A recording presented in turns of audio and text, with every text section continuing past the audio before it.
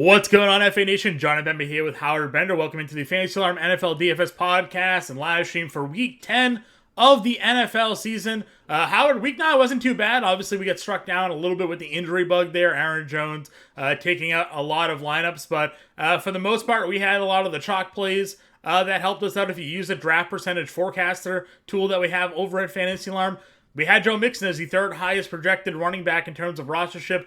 If you pay attention to that, if you played the chalk, Joe Mixon had that monster week for everybody who had him in their stack. So all in all, not the worst if you can just kind of ignore the upsetting injury issues that happened.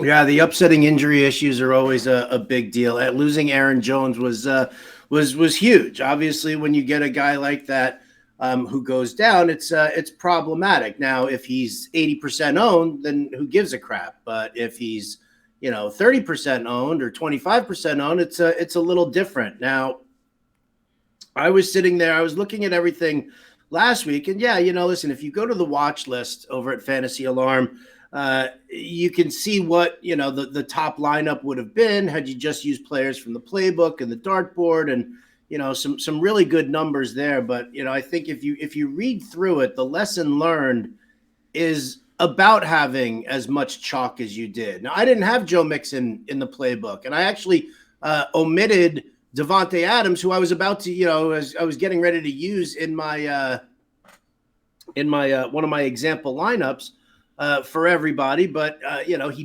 barely, it was a matter of pricing and whether or not to give him the boot and to include Tyreek Hill, which is obviously the decision that I made, and it was obviously a solid decision, but one of the big lessons to learn is when you're building your cash lineups, you can't have too much chalk. Right.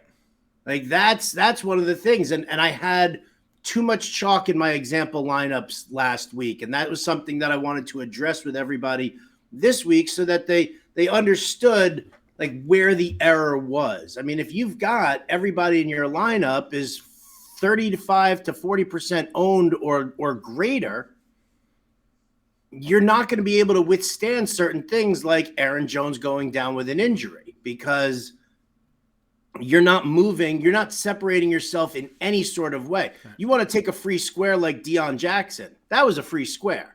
So whether he performs or not is irrelevant because 80% of the field has him.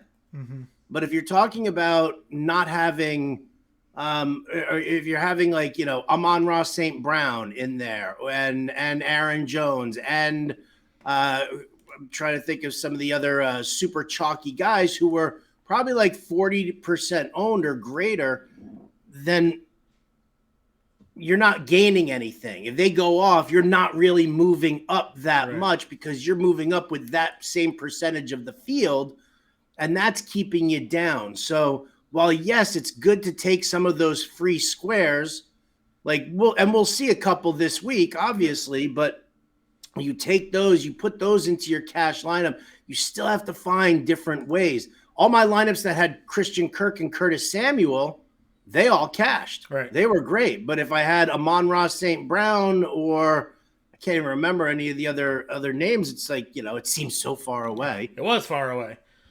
But so what I'm saying here, right? As far as like just lineup construction becomes very, very important. You can have all the great plays in the playbook, but if you're making a mistake like I made last week, putting those lineups together as examples, well, then that's problematic. So I addressed it in the watch list, and we move on from it. We learn each week. There's something else that we're learning to make us better DFS players. So good, not great week 9, really good week 10 coming up. Right.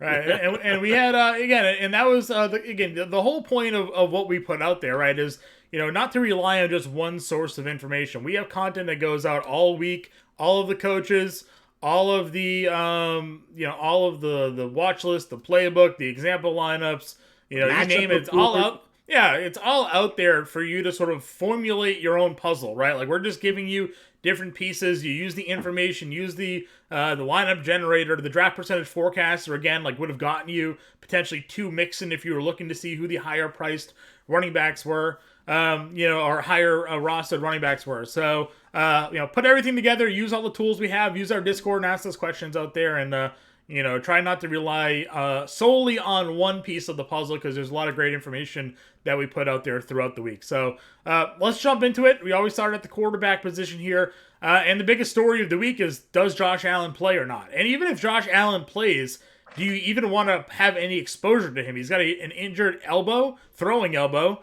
and we've seen Stafford dealing with an elbow issue and how bad he looks throwing the football. We've seen Ben Roethlisberger, when he had his elbow issue, the problems he had throwing the football. They're going day to day is the most recent update with Josh Allen here. He's home. He's against Minnesota. I don't think I'm playing Josh Allen if he's active. I just worry a lot about that elbow there. Yeah, I don't think he plays this week. I think he's out. And let's lump it together with Matthew Stafford, who landed on concussion protocol on Tuesday, and is and he hasn't practiced Wednesday or Thursday. And here you and I are recording this on Friday. It doesn't sound like Stafford's going to be available either. So, not having Josh Allen, troublesome. Not having Matthew Stafford, less troublesome. However, the spill-off to Cooper Kupp, to Stephon Diggs, to Gabriel Davis, what happens with the running games on those teams right there, it becomes a lot more complex of an issue, to the point now where the question is, do you fade Cooper Kupp? Do you fade Stephon Diggs? Where are you at with those guys? Yeah, I mean, I think so. I wrote it up or discussed it rather in our Discord. Put it out there on Twitter as well. If Allen is out, it certainly shifts, how we view the Bills offense there. It could be a week that Devin Singletary gets 15, 20 carries, because they're not going to be looking at Case Keenum to throw the ball 40 times downfield. So it could be a better week for Dawson Knox, because Case Keenum is looking to throw more intermediate routes. He's not taking that shot downfield to Diggs or to Gabe Davis. So I think it's gonna be interesting how those offenses play. I wasn't really touching the Rams anyways. I don't even think I'm gonna touch any of the running game, even if there's no Stafford. Terrible. There's nobody with the Rams that I even wanted to think about playing there. Maybe it would make the Arizona defense slightly more appealing. I wasn't really in on them initially, because they're not really a great defense. The Vikings at $2,200, if there's no Josh Allen, they'll probably be a pretty popular defensive option this week when it comes to, when we get to the defensive matchups that we're going to talk about. Because I do think that there are some spend-up spots here. Notably, Patrick Mahomes. We've talked, you and I have shared, or I have at least shared, a couple of different lineup builds with you already that have included stacks of this Jacksonville-Kansas City game. It's got an over 50 total. Kansas City's a 9.5-point home favorite, so maybe that will scare some people away. Very stackable game here. If you take it from the Jacksonville side using Trevor Lawrence, you can really fit whoever you want in this game in your lineup. The Mahomes-Kelsey stack, obviously a bit more expensive to go about that route, and now that Mecole Hardman is questionable, I don't know if you've seen an update on his practice status or not, but he's a pretty cheap throw into that stack, so there could be some different options to fit into those builds. But Mahomes at $7,900, and then you have that 6K range where I just feel like the majority of people are going to be looking to hammer, with Tua and Fields sort of leading the way there. Tua against Cleveland, Fields home against Detroit. I mean, you want to talk chalk quarterback, I mean, Fields has to be that guy this week, right? Well, yeah, I think Fields and Tua are definitely going to be the chalky quarterbacks. I think Mahomes is going to be a pretty chalky guy as well, just in the sense of, when you're looking at it, if there's no Josh Allen, right, where are you looking for your safety? I think, even regardless of a stack, I think a naked Patrick Mahomes really steps up, because you really don't have, we're so used to, Josh Allen and Pat Mahomes and take your pick of any other high-end top QB that's out there usually, and suddenly you're taking these guys off the board, which makes Mahomes stand out even more, right? There's no Jalen Hurts on the the slate here. Yep. So, there's no Justin Herbert. Oh, no, there is Justin Herbert. No, he's on the on the Sunday Night Football game. Yeah, he's the next. So, so when that happens, it does make these guys stand out. I got to ask you this, though, and I'll read to you in my write-up over at pickswise.com because I did some research as I was looking into the over-under of this. Just check out this first paragraph. Tell me what you think about this. Because the over-under is 51 right now. It was 50.5 when I wrote this up. All right. It's the highest game total on the slate, and the Chiefs have played in 5 games this season where their total has gone over that mark. Mahomes has led his team to score more than 40 points 3 times this season. However, none of those have been at home.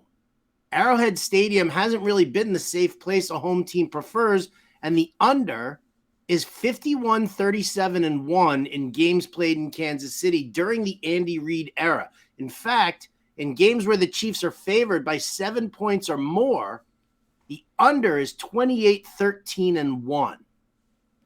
Now, granted, if the game total ends up at 50 or the game total ends up at 48 or 49, right, we're good. We're great there. But all of a sudden now, if you look at the scores of the games that have gone on at Arrowhead Stadium, they don't really seem to be games that you're like, yeah, I'm into stacking this. It's been a lot of like 20-17 kind of a feel to it. Yeah, to your point, right? The naked Mahomes play kind of works. I mean, 20-17 against Tennessee, and he had 38 fantasy points. 20-24 against Buffalo, he had 25 fantasy points. Mm-hmm. The Raiders game was 30-29. That one hit over. He had 30 fantasy points in that game. And then 27-24 first game against the Chargers. He only had 17 in that game. Did have 2 scores, but only 230 yards passing. So yeah, listen, we've been conditioned to play stacks in DFS because for the longest time, obviously that has been a winning formula. And last week, I guess technically the Fields Komet stack was the one you wanted to kind of take down your GPP. But also, plenty of people won playing the naked Fields. You and I, or I at least, had a naked Fields lineup that cashed because he's more than capable of being, his individual scorer. Now, I was touting Mooney pretty heavily there. I had him in a lineup. I wish I had him in as many lineups as I was initially sending you to him. Can I just say that was probably one of the sadder moments of Sunday when Mooney was like balling and I like hit you up when he scored the TD and you immediately were like, yeah, I only have him in 4 lines. Yeah, I pulled him out of like a lot. Dude, it was a frustrating day for me where it was twofold because I always preach like you'd never want to go 100% on somebody because if the guy goes down. And I was talking with James Grande, and him and I, we go back and forth just like you and I do during on Sundays. We're talking about, lineup construction with the content that we have out, updating news, and we do the live stream together on Sunday mornings. And so we're just kind of discussing it. It's like, I have 100% Travis Etienne. And he's like, well, what if Etienne gets hurt? Then all of your lineups are bust. I'm like, that it's true. That's why I always say, never go 100%. So I started limiting shares of some of the guys that I had down to off of 100% because, again, I don't want to put myself in a situation where if you had 100% Aaron Jones, you lose, right? So It worked twofold because I had 100% Evan Ingram, played horribly, pivoted to James Mitchell, the tight end for the Lions at mid-price. He actually caught a touchdown pass, so that pivot worked out. Pivoted off of my 100% Travis Etienne, added more Aaron Jones shares. Didn't work out. Aaron Jones gets hurt. The Etienne lineup still did well. I had a lot of Darnell Mooney. Pivoted off of some of those Darnell Mooney shares to Khalif Raymond. Didn't work out. Also pivoted some of those to Terrence Marshall. Did work out. So, the pivot game is certainly a fickle one, we'll say, right? Sometimes the guys you have conviction in, you get worried a bit, and not having 100% is clearly the smart play. This past weekend, I would have still sunk with the Evan Ingram if I didn't make the pivots, but yes, when Mooney scored, I'm kicking myself. I'm like, I had him in every lineup at 4,700, and I made some moves, and he was only in 50% of my lineups. Disappointing. But, again, that's for another week. We're talking quarterbacks here. You can stack, obviously, again, you can play the naked Tua against Detroit. Mm-hmm. But he's very appealing, obviously, putting him in a lineup with some of his receivers. I'm expecting Chase Claypool to play more snaps this week. If you read Kevin Tompkins' snap count article or targets report article that he puts out on Thursdays, a great report that he put out there, he discussed sort of the limited snap share that Claypool played in his debut, which made sense. It was his debut. but he had a 38% target share on routes run, which means basically when he was running a route, Fields was looking to him. Now, he only caught 2 of those passes. He had 6 targets, though. If this week Claypool plays a 90% snap share and 85% snap share, he could lead that team in targets, and he's a pretty explosive player in a great matchup against Detroit. I still like Darnell Mooney. Love that Cole Kmet now, back-to-back weeks with touchdowns for him. Fields in this offense is kind of evolving. I know people still kind of crapped on him because he only threw for like 170 yards. But again, you're not relying on him to throw it 35 times. You just want him to be a competent enough passer to build up on his running ability. So, love this spot for Fields. Love the spot for stacking him. And then 2 is just the Tua spot, right? You get 2 unbelievably great wide receivers. You put them in your lineup with Hill or Waddle, and it's almost been foolproof to this point in the year so far. Yeah, I mean, it's been unbelievable. And you look at the quality that you've gotten out of both Tyreek and Jalen Waddle, and it's been unbelievable. I mean, Tyreek Hill, I would attest that he is one of maybe, 3-4 guys in the NFL right now who are not touchdown dependent, if we want to throw that cliche term out there. Sure. Because he's heavily targeted. He's catching a ton of passes, and whether or not he gets into the end zone or not is almost irrelevant because he's still putting out, 10 catches for over 100 yards. So you're getting those DFS bonuses from him there. So naked Pat Mahomes or pairing him with Travis Kelce, it'll make your lineups difficult for sure. Justin Fields, I do. I like that a lot. I think a lot of people are going to utilize him in cash. I'm actually looking at our ownership projections right now, which got an update on Thursday in the mid morning, and they are the top 3 quarterbacks right there: Mahomes, Fields, and Tua. Yep. So we expect to see heavy ownership on all 3 of them. I think the real question is, are we also sticking with these guys as our GPP quarterbacks because of the incredible upside for all 3 of them? I mean, let's not, take that away. Yeah. Or is there lower that you're kind of leaning towards? I hate like 90% of the value this week at the quarterback position. I do the quarterback coach, and it's been increasingly difficult of late to really hone in on some value quarterbacks. But a couple that I did kind of throw out there to people. Obviously, if you want to go opposite of Mahomes, Trevor Lawrence is $5,400. We've seen him have productive weeks. He gave us back-to-back 20-plus fantasy points.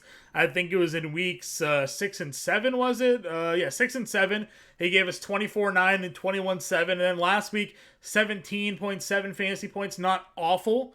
For his price point at 52, you're getting him at 54 in a matchup where we're expecting him to have to throw. Jacoby Brissett is one that I know a lot of people are going to cringe at the idea of using, because fantasy-wise, he really hasn't been great, right? He's only topped 20 fantasy points once this year. He's only topped 15 3 times. He gave you back-to-back 11 fantasy games against New England and Baltimore. Very low floor. Well, I'll admit that there's a very low floor for Jacoby Brissett. But we did see him go for 21 fantasy points against Cincinnati. He threw for 278 yards and a score. He did run for a touchdown. And this is a game against Miami where we know the Miami Dolphins put up points. I don't think they're going to be able to run Nick Chubb in a game if they're behind as much as they want to run Nick Chubb. Now, they're not going to abandon Nick Chubb here. They're certainly going to run the football against the Miami Dolphins. But if they go down 14, if they go down 17, they're going to have to start throwing. And this is a Dolphins defense that you can throw. Justin Fields just threw 3 touchdowns against his defense, right? Like, they're a team that's very leaky.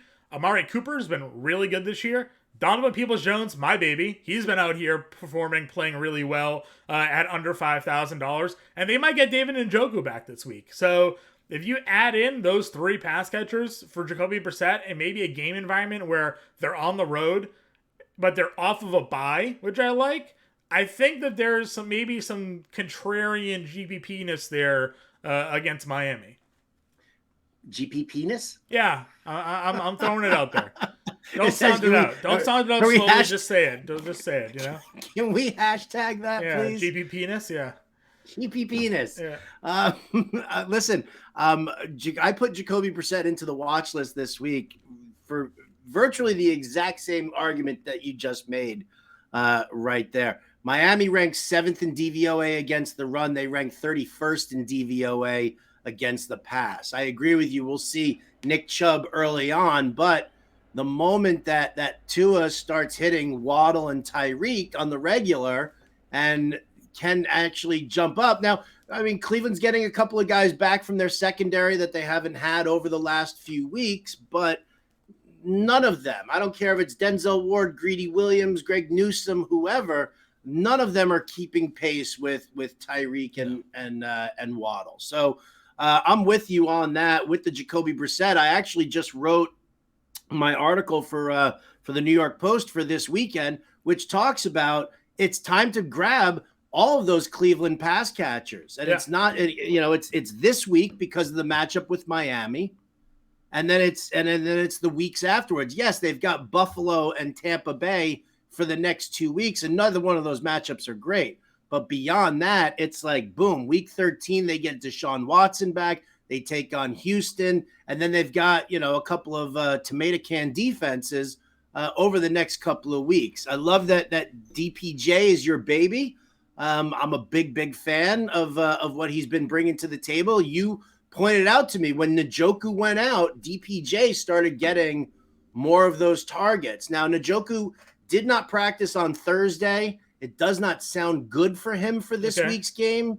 So Harrison Bryant and Pharaoh Brown possibly become options. Neither one of them did anything last week, which was incredibly disappointing. But, if you're locking down Donovan Peoples-Jones, could possibly even dig a little deeper for David Bell. He hasn't been getting the targets, but we also haven't seen a situation where Jacoby Brissett is being forced into throwing it more often. So I like it, dude. I mean, if I'm looking at the, you're over on DraftKings, I'm looking at FanDuel right now, and I'm bypassing Murray, Jones, Prescott, Cousins, Jared Goff, Derek Carr, and then all of a sudden, then it's Brissett and it's Trevor Lawrence, and then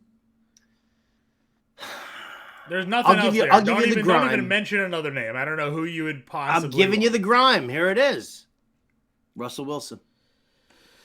So I put him in the quarterback coach, but very reluctantly. I called this the last straw, basically, right? Like this is his last opportunity for me. They're off of a bye. But here's the thing, how much of last week's performance by Tennessee's defense was real? Because they shut down the Kansas City Chiefs for the majority of that game. I understand what numbers we saw out of Patrick Mahomes, but I don't think we're going to get that volume level out of Russell Wilson here. And they're on the road. If Tennessee's defense, for whatever reason, has clicked all of a sudden, I don't know. I don't know what to expect out of Russell Wilson. It terrifies me. He has the weapons, right? Judy's been fine lately. Dolchik has been good in the 3 games that he's played. Sutton has sucked. Sutton has not been doing anything the last couple of weeks.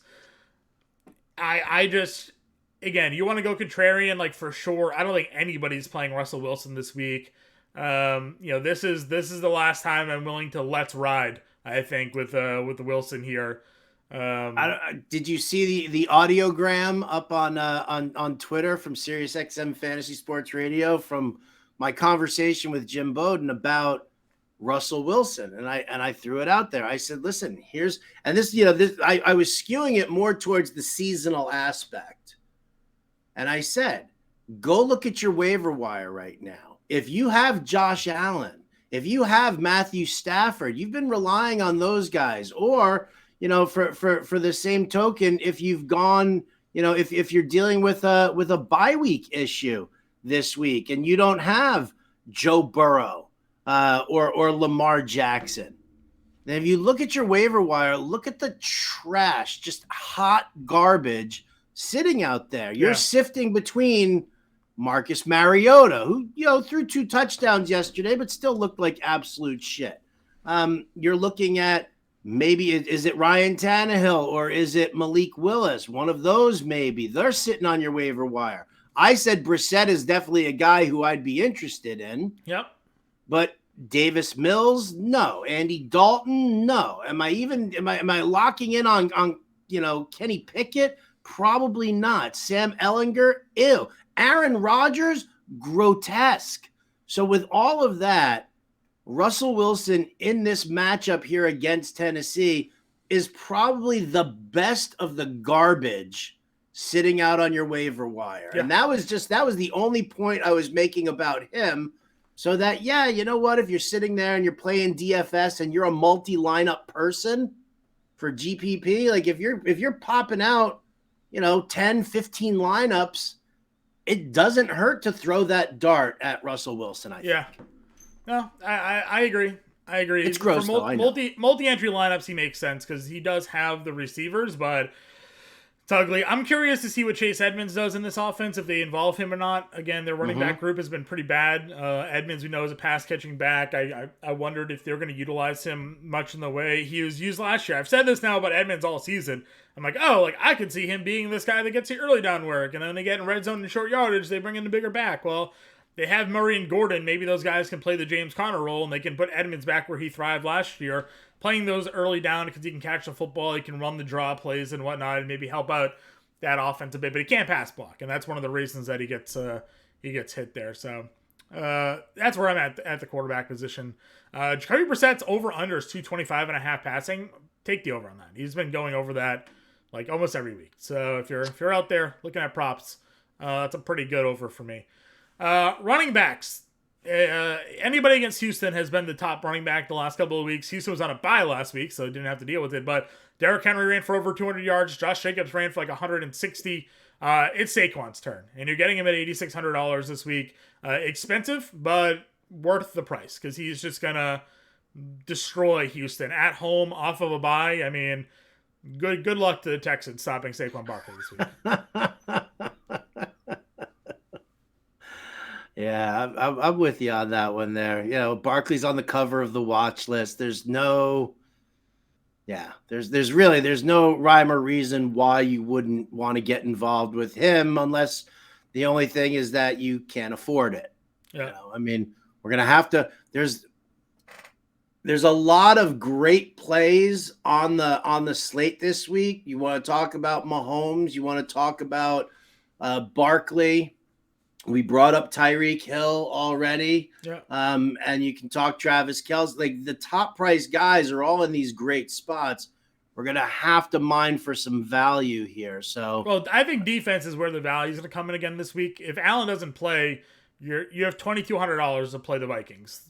Everybody will play them. That's a free square against Keenum. Even if they don't play well, right? Keenum, I don't think is going to put the Vikings in a negative fantasy point day, right? So, I think a lot of people are going to be saving money there, and especially, I mean, if you look at the weather DraftKings symbol, right, it says rain. I don't know the full forecast for Buffalo on Sunday, but if it's also going to be just like a wet game, I mean, they're going to be looking to run even more and keep the score low. So, I think there's going to be value there. I think this is a week to go double tight ends. We'll get the tight ends when we get there, but there's some cheap tight ends. You can go double tight end with Kelce this week and save some money there. So, but I don't think Barkley is your fade this week. I don't think he's your fade this week either. And I would utilize him over Derrick Henry, who's been he cropped up on the injury report this week, which never good, but I still think it's a great spot against Denver. Nick Chubb, it's a tougher matchup against Miami than we would like. I just I don't know if I can trust in Alvin Kamara. So yeah, if we're looking at the top priced guys who are on the slate right now, Barkley stands head and shoulders above the rest. I love Alvin Kamara this week. Do you? Yeah, Pittsburgh's run defense, it's terrible. Right. Teams can run on them. And of course, Kamara adds in his ability to catch the football as an added bonus. I know you're always worried there a bit about Taysom Hill cutting in and doing whatever Taysom Hill does. Here's my issue with Taysom Hill is like Is Dwayne Washington like his personal catcher, right? Like we have in baseball? Because whenever Taysom Hill comes in, Alvin Kamara comes out the field and like Dwayne Washington's out there with it. I'm like, why? Wouldn't it make more sense to have a more dynamic running back out there with Taysom Hill to like actually make defenses worry a little bit about maybe Alvin Kamara getting the football and whatnot? So, but again, Taysom hasn't really made that big of an impact in a couple of different weeks. But I like Kamara a lot at 74. Dalvin Cook is kind of interesting to me as a contrarian play. Buffalo lately, Michael Carter had a really good game against Buffalo last week, and Aaron Jones ran for 140 yards against them the week before that. And Buffalo's defense is missing some guys again this week. They just ruled out Jordan Poyer, and I think they had another one or two players taken out of that defense as well. I don't think many people look at Dalvin Cook this year because of the way that offense is being run, but it could be an interesting GPP play this week. Again, he's giving you 26 and 28 fantasy points in 2 of the last 4. Just throwing it out there if you're really trying to be different. Ownership on Cook, I think, is going to be like 2%. So, if he hits, and is different in this grouping, I think that's a pretty interesting spot. ATN, going back to that, a lot of people will be in on it against KC. They don't stop the run. I said it, again on the Quick Out podcast I did last night. At some point, they should start utilizing ATN in the passing game. Should have been against Las Vegas. They didn't use him. They didn't need him to. He ran for 100 yards and 2 scores.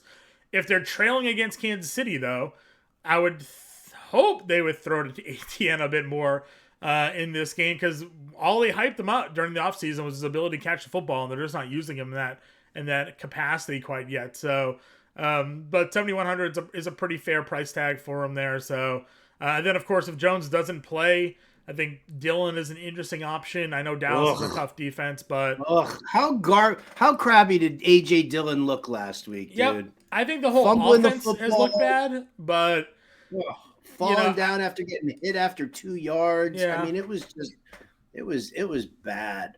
It's not good. I agree with you, but I think that there's some GPP interest for me there. If Aaron Jones is out, I don't hate it. Again, I think it'll be another just kind of low rostered option. Look at the price differentials on DraftKings because I'm looking at the numbers that you're talking about here. It's kind of, the disparity is pretty significant when you take a look at certain things. Like Alvin Kamara on FanDuel is the 4th most expensive guy on the slate. He's right behind Nick Chubb. So playing him on DraftKings at 7,400 is definitely a lot more appealing than playing him on FanDuel at 8,600. Yeah. And like you're looking down, ETN at 7,100. Ooh, AJ Dillon at 6,700. He's a little bit better of a bargain on FanDuel. So one of the things that you guys definitely need to take into consideration here are some of the price differentials that we're looking at. Like you've got Jonathan Taylor here, 2, 3, 4, 5. He's the 6th most expensive guy over there on FanDuel. He's at the same price as Tony Pollard. Yeah. And Ezekiel Elliott. Yeah, I wish Zeke would just not play so we could play Pollard. But it looks like he may. So been limited in practice this week. I wish he would just not play though. Give us another Pollard week at 65 because I like that a lot. I also think Jamal Williams is the spot we should be looking at again this week here. Because everybody's going to be off of him from last week. But they really shouldn't be because he had 24 carries for 81 yards. He gave you 10 fantasy points still with a 2-point conversion. Again, another prop play that I've been touting pretty heavily of late because DeAndre Swift has been active. They've been listing his rushing props at like 48 and 45 yards. Not understanding that the Lions have zero interest in running the football with DeAndre Swift with his injured shoulder. They don't want him running into the line. They're going to utilize him in the passing game. Jamal Williams is getting all of the carries, as evidenced by the 24 carries that he got last week against Green Bay. And the way to attack the Chicago defense, especially now that they've traded away their 2 best defensive linemen and a linebacker over the past week, should be through the ground. Jamal Williams at 5,900 on DraftKings this week. I mean, that's a really nice price tag for him, for a guy that has given you 4 games with 2 touchdowns this year. I mean, That's a GPP upside, like winning upside right there. Without a doubt. But play him on FanDuel, and he's 7,400. Right. You might as well just invest the extra $100 in Dalvin Cook. At Yeah, that potentially. point, I it's mean, crazy, man. It's just I'm just kind of looking at the comparison. No, for sure. You know, Jamal Williams priced down under 6K. That's a big deal. That's a big drop. Now, obviously, it's because of the PPR format. Yeah.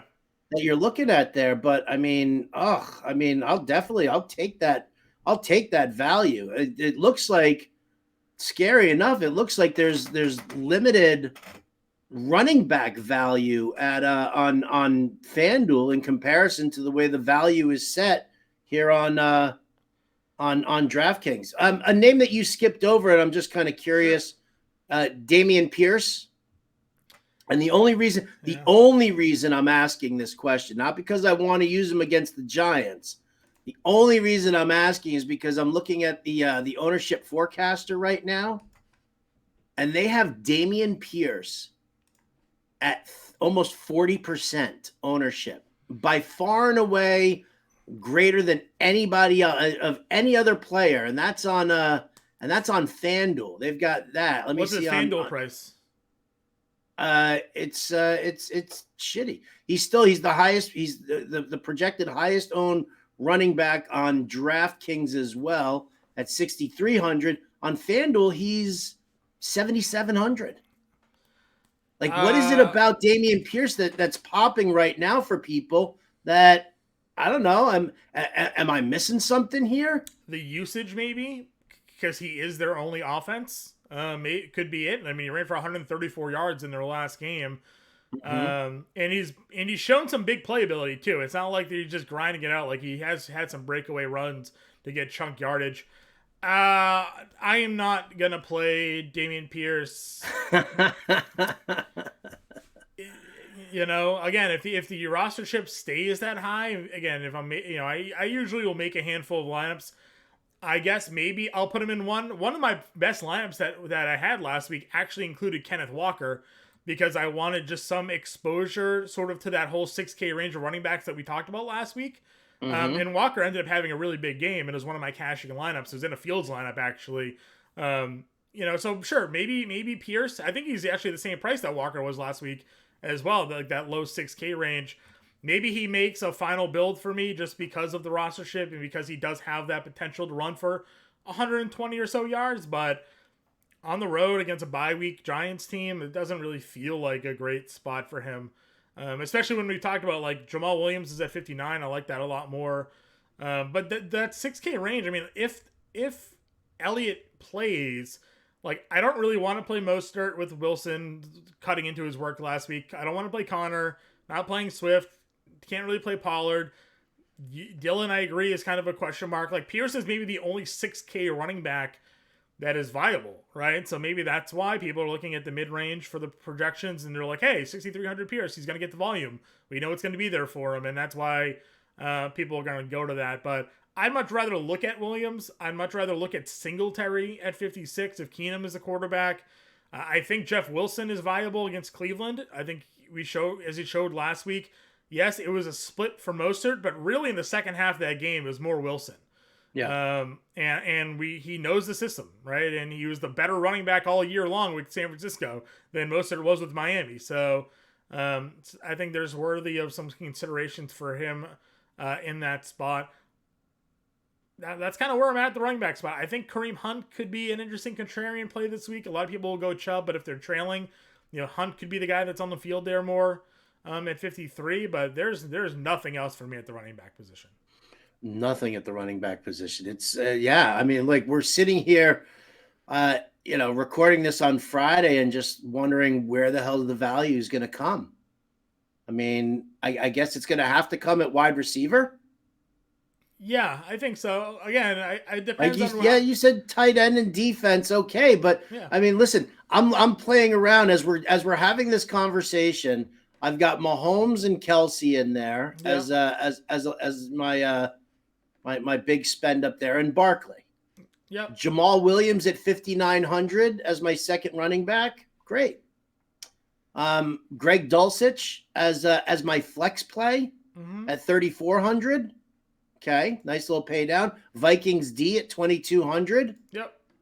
All right, you know what that's giving me right now? It's giving me 4,700 for 3 wide receivers. Mm-hmm. And if I go with one of I'll tell you what, we go with your baby, Donovan Peoples-Jones. Yep. Because he's only 4,300. You're looking at 49. You're still looking at less than 5K per wide receiver. So this is how I had initially built my lineup. Was Hardman obviously now throws a little bit of a wrinkle in there, but I liked Mecole Hardman at 45.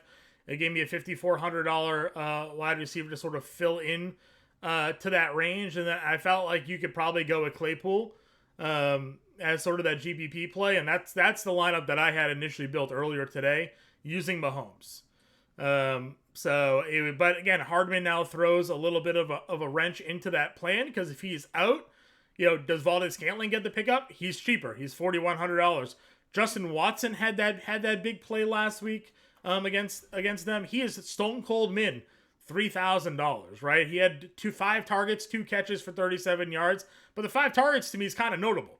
Is Kadarius Toney going to be the one to step into that role? People want him to, but he didn't play really at all in that game.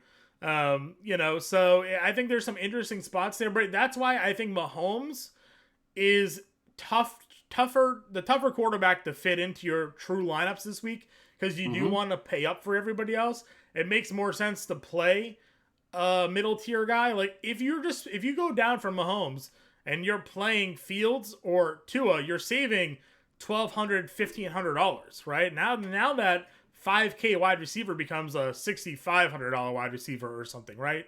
And you can make that look a little bit more appealing and still keep Kelsey and get some action there. So then what you're looking to do then for your cash lineups is we're looking at Fields and Tua. For GPP lineups, we can be looking at Pat Mahomes. Sure. Yeah, I would agree with that probably. At the top of the wide receivers, though, again, we don't need to spend a lot of time in on it. Tyreek Hill, Justin Jefferson, Devontae Adams, all of those guys are in really great spots. You can go ahead and play them. What are your thoughts on Hopkins here against the Rams? Does that spot worry you at all? I mean, Jalen Ramsey doesn't shadow anymore, and that actually kind of helps it. But if you look at Hopkins' numbers against the Rams over the last couple of games that he's played, not great. Not great? Not great. I think it was like 3 games ago he had a really nice outing, but his last 2 just really weren't that spectacular. Now, I'm not worried about Kyler Murray's hamstring like Jim Bowden is, and he was going off about how worried he was about Kyler Murray's hamstring yesterday. So I'm not really that concerned about it, but given the track record, given the fact that, Rondale Moore, Robbie Anderson, these are the secondary wide receivers for this team, Greg Dortch. So it makes sense to, if Ramsey's not on DeAndre Hopkins, then at least it makes sense to float the safety over in Hopkins' direction. So it's kind of turning me off from using him. Sure. Definitely a tough spot as well. Plus, for those who are in the know, Call of Duty Warzone 2 drops this upcoming week. You could see Kyler Murray just spending a lot of time playing Call of Duty to level up those weapons for Warzone. Are you familiar with the Kyler Murray Warzone background, Howard? I am not.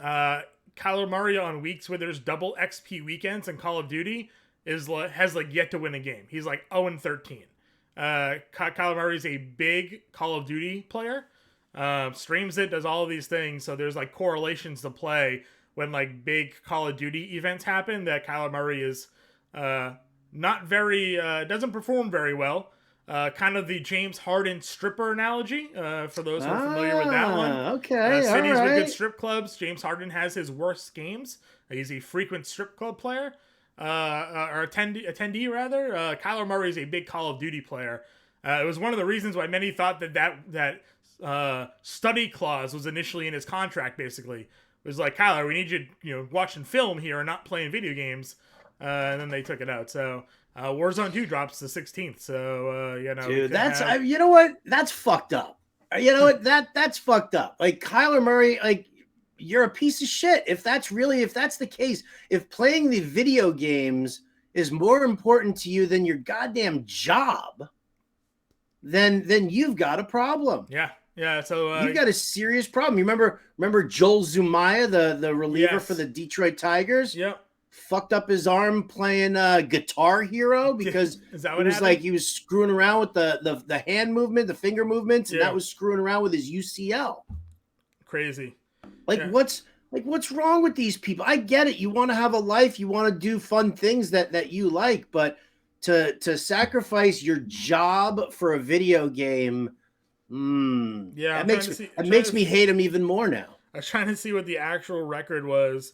But it is very bad on weekends where they have the double XP weekends. As he is like some of his worst performances, and their record is pretty bad. So something ancillary to just note to watch this weekend.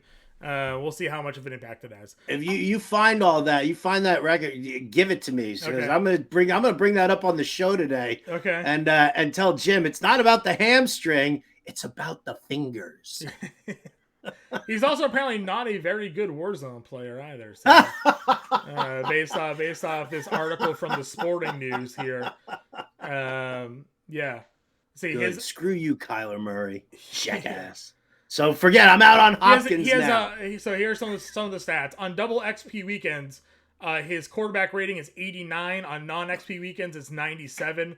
On double XP weekends, his average passing yardage is 245. It is 252 on non XP weekends there. His completion percentage is just 61% on double XP weekend. So basically, he's just spending all of his time staying up and playing video games when he is during the Call of Duty time. So anyways, moving on to the mid-tier wide receivers. Waddle, we love, of course. I think Olave continues to play really well. I know you're not a big Andy Dalton guy, but maybe Jarvis Landry coming back could help him out a little bit. Just give anybody else for the defenses to focus in on a bit. We really like Amari Cooper this week at 65. It's a really good mid-tier price point for him. Juju, if Mecole Hardman is out, I think that only benefits him, and he's just been playing really well in general. Christian Kirk last week really came up big. We like stacking that game. So I think this 6K and upper 5K range has a lot of viable options here if you can get to them. If you can get to them. I completely agree with you. I think that is a great place to be sitting. I must have there's my FanDuel page.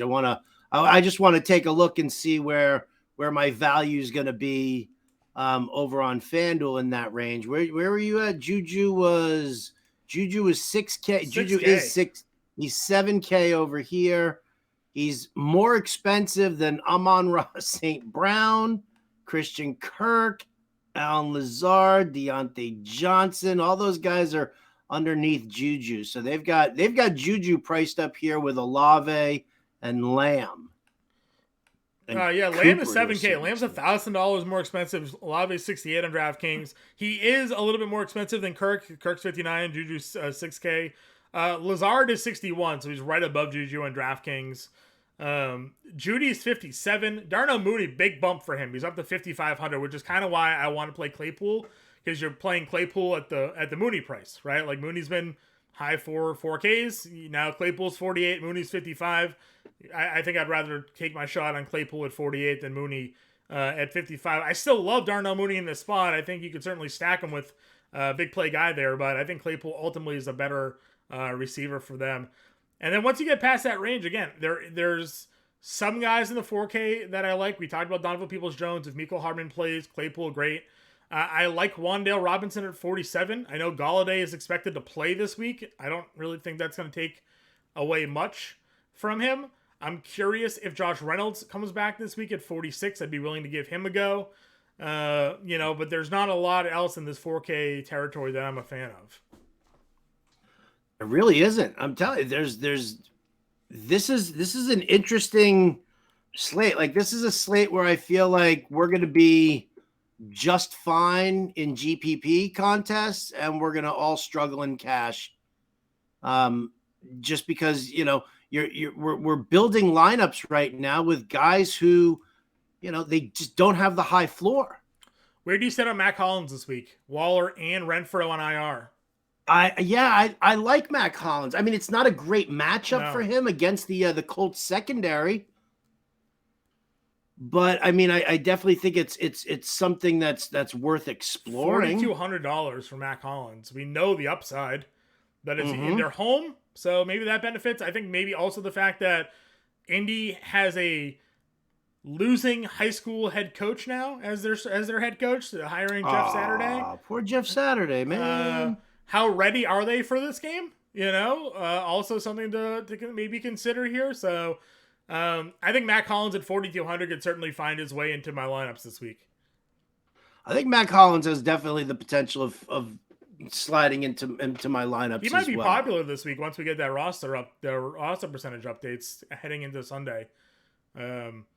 Again, no Waller and no Renfro both placed on IR yesterday. So when we get the Friday update, the Saturday update on the draft percentage forecaster, I'm curious to what we have for Mac Hollins here at $4,200 on DraftKings. I would definitely be very curious about that as well. But yeah, I'm like, yeah, wow.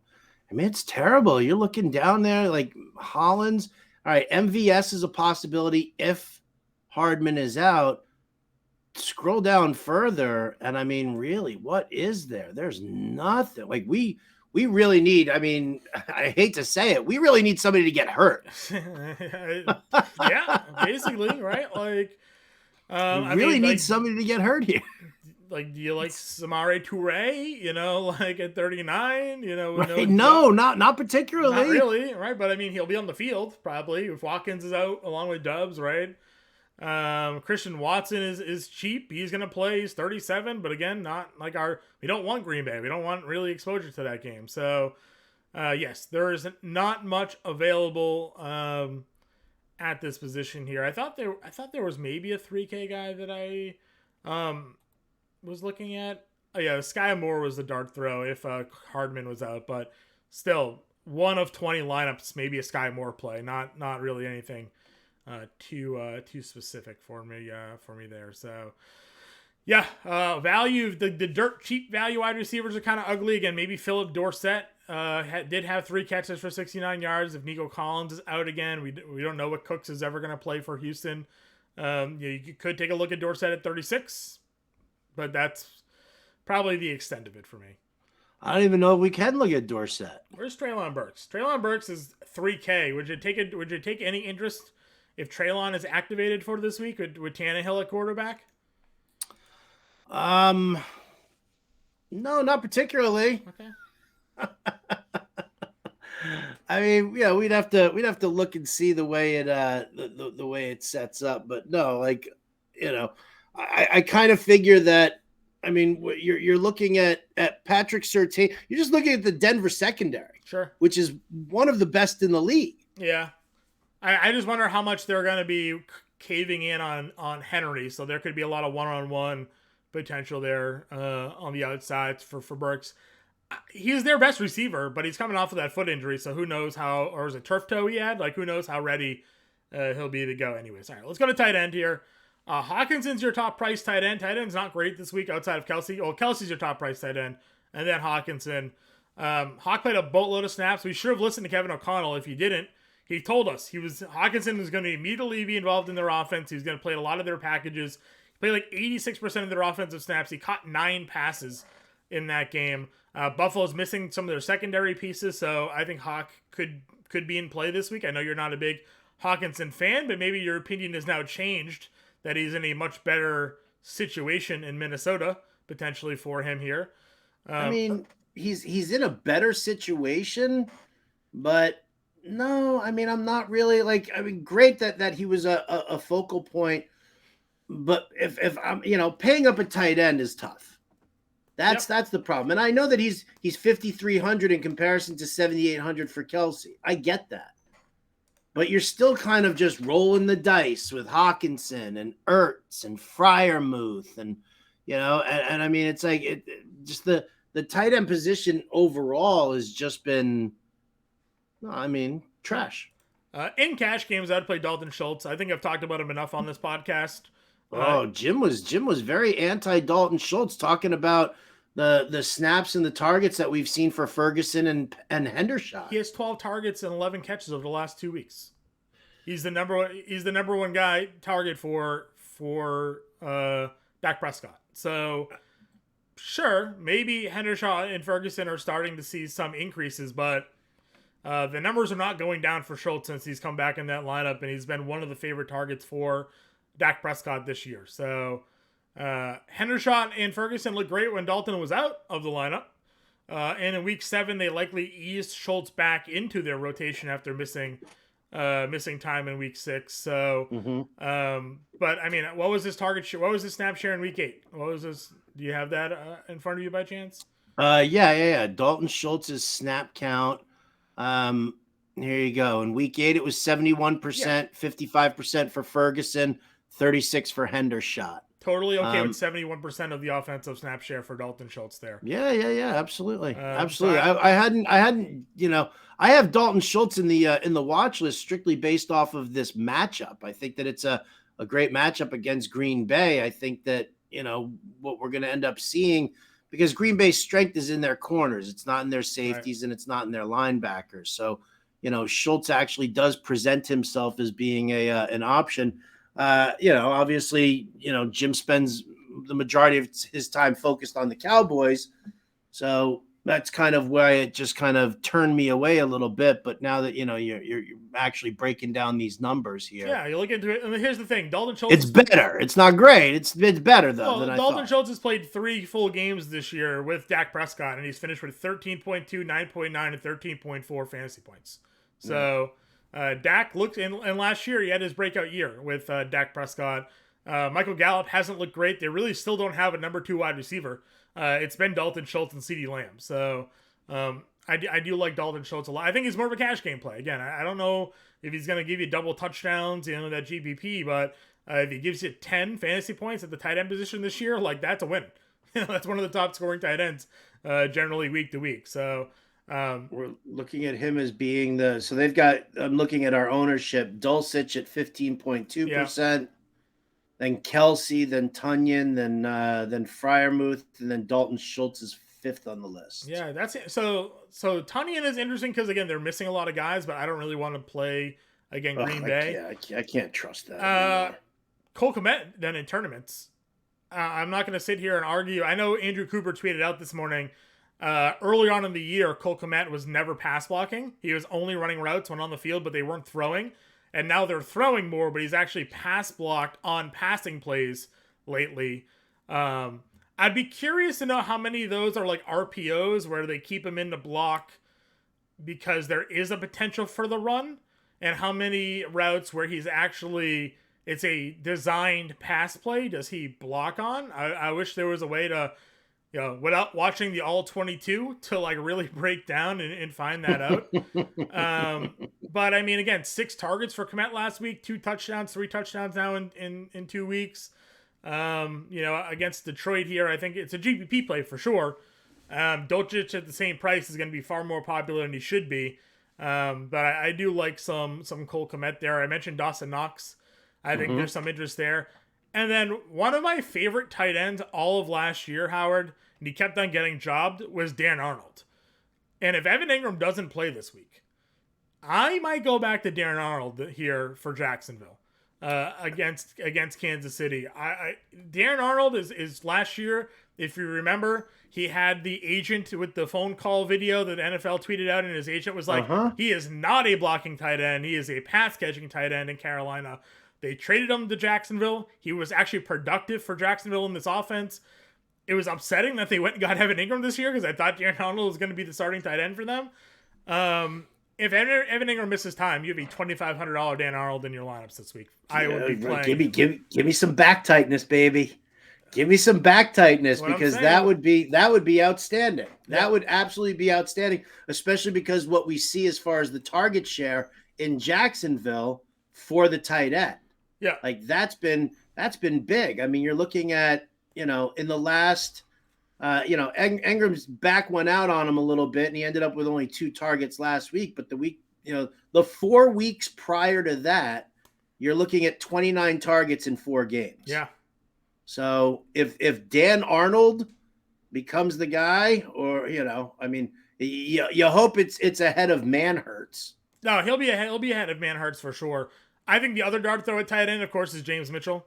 He had 2 catches, 2 targets, 8 yards, and a touchdown last week. Again, he's a big guy. He caught a lot of touchdowns in college for Virginia Tech or Virginia, whichever school, one of the Virginia schools that he played at. I was tilted when Zylstra caught the first touchdown there because it was the exact play that I talked about on the live stream where I thought Mitchell would catch the touchdown. They'd do the hard play action. He would sneak behind the defense and get the easy toss for the touchdown there. And then Zylstra, who they brought up from the practice squad, was the one that ran that exact play. Hard play action to Williams. Zylstra snuck behind the linebackers, wide open for just a lob throw from Goff's touchdown. And then Mitchell got it in later in the game anyways. Again, they used a 5th round pick on the kid. Some reports that I was reading, they're kind of high on his athleticism. He was just a pure pass catching tight end in college. They traded Hawkinson. I don't have his snap share ahead of me. I don't think he played a lot last week, but I do like that he got the red zone look there. So I'll tell you right now, snap counts for the Detroit Lions, tight ends. Bit bat boop, 21% for Mitchell, 81% for Brock Wright. Yeah, Brock Wright is not a pass catching tight end. He's out there to block, so he definitely would expect that.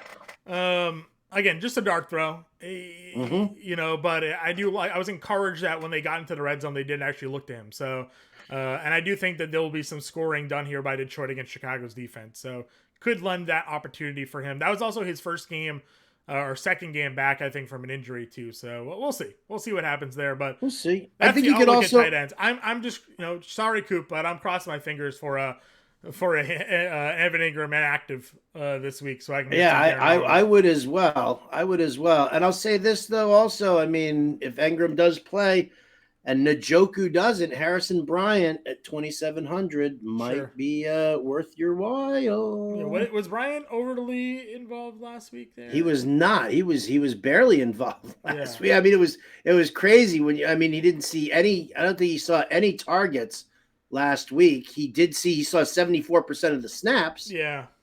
But he didn't get targeted at all. And, neither did Pharaoh Brown for that matter either. They just didn't throw to the tight end at all last week. Yeah, that's where the Donovan Peoples, and you mentioned David Bell, obviously, and I think that could potentially be interesting. He only had the 2 catches there, but DPJ and Amari Cooper big time if David Njoku doesn't play. All right, let's go to defenses here, and we'll finish off with the lineups.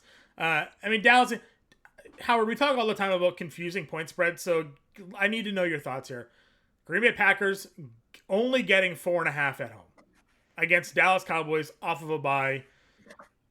Why? Why is that spread only 4.5? Because it's still Green Bay at home in Lambeau, and there's still a bit of an Aaron Rodgers tax. You also have to take into consideration the fact that Dallas's offense really hasn't been humming. It hasn't been that dominant offense that I think a lot of people have been looking for, right? I mean, they had the big win against the Bears where they put up 49 points. They only 24 against the Lions, 17 against the Eagles, 22 against the Rams, 25 against the Commanders. So, even with Dak back under center, I don't necessarily know if it is, if they're expecting it to be, because I think the game total is only 42. Yeah, low total. Low total there. I feel like that's more Green Bay. I know so this is where I get confused, or not confused, but it looks suspicious to me. It's a low total. It's a 4.5 point spread. So they're expecting this to be a close, low scoring game. I mean, the first game back for Dak, clearly there was some rust there. They won 24-6 because their defense, 5 sacks, 3 fumble recoveries, 2 interceptions. Last week, 4 sacks, a fumble recovery, and the offense got better. Obviously, they put up 49 on Chicago. Aaron Rodgers looked horrible. He's looked horrible. I said on the podcast yesterday, go find yourself an alt line. I think I would take Dallas -7. If you can find plus odds on an alt line for Dallas, giving more points, I just don't see how Green Bay's scoring. Yeah, I would definitely agree with that statement, because that's another thing that you think about when it comes to Dallas on the road, if your defense is beating the shit out of Aaron Rodgers and company, and, Green Bay's biggest, liability is their run defense. So why wouldn't you just give it to Tony Pollard, let him keep running the ball? So you're not pushing for high point scoring. You're getting the touchdowns where you can, but this is more about I think that you're right. I think that there's going to be a disparity here, but I think we're more looking at what it was like against the Lions, right, than it was against the Bears. We are just getting some news here. Benefits of recording live. Sometimes news breaks. Shaq Leonard out for the Colts this weekend. Jesus. So I don't know if that changes your Josh Jacobs interest at all, but Shaq Leonard out this weekend for the Colts. It does a little. Hey, a player that we didn't talk about, and I'm curious as to your thoughts. Sure. If Josh Allen is out, where are you at with Devin Singletary? Yeah, so I mentioned him just briefly because he was in that 5K range. I do like it. I think that the fact that with Case Keenum there, I would expect them to run the football a bit more. The fact that they traded Zach Moss maybe even helps that a bit because, Nyheim Hines isn't a guy that's going to take early down carries. Maybe Cooks could get some of that early down work, but he profiles more again as a change of pace and a pass catching back. I think Singletary could be in for 15 to 20 carries with Keenum under center. So I'm a big fan of him this week. Again, I'm playing 5,600. Yeah, I'm playing more Jamal Williams, but pivoting down to Singletary with Keenum could also save you some cash and could have some decent potential there. I just worry about Buffalo scoring, with Keenum there. Keenum's not a bad quarterback, so he's not like your typical backup. So there is probably some potential for them to still move the football against Minnesota. John, double revenge game narrative. Case Keenum to Stephon Diggs against the Minnesota Vikings. Listen, they won that game against the Saints, right? As members of the Vikings together. So 60% of the time, it works every time. Yep. All right, other defenses here. Cowboys we like, obviously. Top guys there. After that, where are you going? I've talked about value. Again, I think that the Vikings are in play. But where do you find yourself going after that fact? Do the Saints on the road against Pittsburgh have any appeal to you at all? It's kind of, I'll be honest with you. I mean, I was kind of eyeballing the Steelers defense at home, just knowing how shaky the fucking Saints offense has been with the way they've been going. Yeah. I don't love it. But I'll tell you what, I like all right, if we're talking about it, so top end, Cowboys for sure. I think that's a solid play there. Yep. I think that if you're looking in the middle tier, I don't hate Tennessee. Sure. Going up against Denver, we've seen that. I don't hate the Bears because, Detroit's offense has just been trash. Yeah, I wish they didn't give away all of their good defensive players, though. I know, right? Yeah, me too, right? That's my only... Robert Quinn and Roquan Smith. Oh, what could have been, boys? What could have been? The Broncos on the road against Tennessee. It's okay. I kind of like if Stafford is out, I kind of like the Cardinals D. Yeah, I mentioned that at the top. They've been okay. I could get there. I think you could probably get there with Stafford, truthfully. He's been terrible. They have no running game. They have one wide receiver to defend.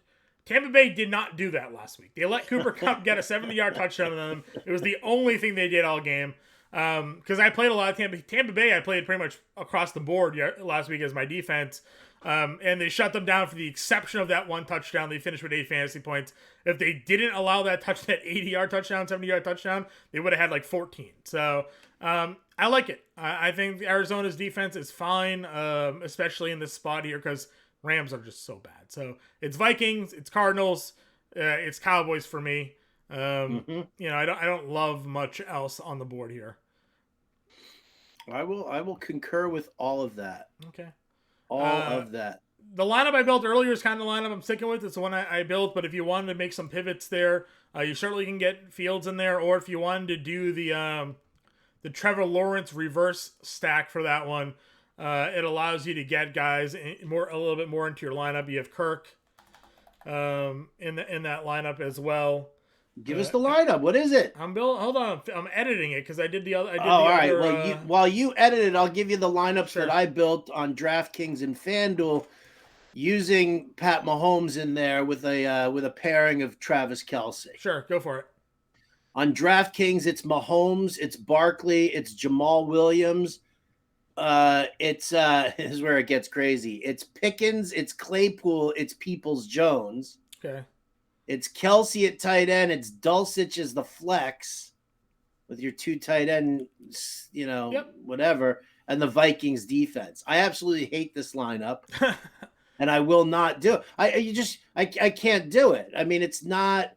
I'm sure that there's like good GPP upside here with Peoples-Jones, Claypool, and Pickens, but I can't go into a contest with 3 wide receivers at 5K or under.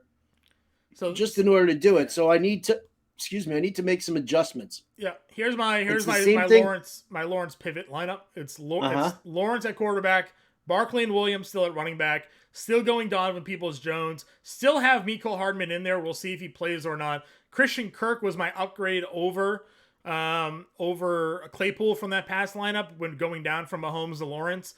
Still have Kelce, still have Dulcich as the double tight ends, and then I go up from the Vikings defense to the Cowboys defense. So it's Lawrence, Barkley, Williams, Jones, Hardman, Kirk, Kelce, Dulcich, and the Cowboys defense. It gives me that exposure there. If I wanted to keep the Vikings defense, I could go up from Williams to ATN. So it all depends on your preference there. I just really like Jamal Williams this week. So, no, I hear you. Wait, where did you? Mahomes, Barkley, Williams. No, I went Lawrence. Oh, Lawrence, Barkley. Well, that's what it is. Yeah, okay. I went from moving down from QB Mahomes to Lawrence gets you guys up. So I can also play Arizona's defense over the Vikings. I had $800 left over, going ATN over Jamal Williams there. So okay, I played around over on FanDuel as well. Patrick Mahomes, Saquon Barkley, Jeff Wilson. I mean, Jamal Williams it's insane. 74. Yeah, what's Jeff Wilson's price on FanDuel? What's that? What's Jeff Wilson price on FanDuel? 65. Yeah, usual. So it's a $900 savings there. Mooney, Peoples-Jones, Jerry Jeudy, Kelce, Mac Hollins, and the Vikings defense. Yeah, it's not great. Again, it's going to be very interesting to see how everything falls out. You know how like you always turn around and you say, I don't feel good about having any kind of a lineup without, so-and-so. I don't feel good having any kind of a lineup here without Tua or Waddle. Sure. Yeah, I agree with you. It comes down to how you want to, what games you want exposure to, right? So if you want Barkley and Kelce in your lineup, you're going to have to make some sacrifices at other positions to get there this week. Yeah. So that is our Week 10 breakdown here. Of course, Howard will have the playbook and watch list out on Saturday. Example lineups out on Sunday. You can tune into SiriusXM in the morning there, 7 to 9 for Fensty and Bender, breaking down everything. And then from 9 to 11, you have myself and James Grande on the Better Sports Network this week, breaking down and answering all of your questions. So we're not leaving you high and dry this weekend. Get in the Discord as well. Get all your questions answered. Dan Malin, absolute rock star during the weekends, answering your questions on Saturday and Sunday. Howard and I will be in there as well. So it'll be a pretty good weekend of coverage. Any final thoughts here, Howard?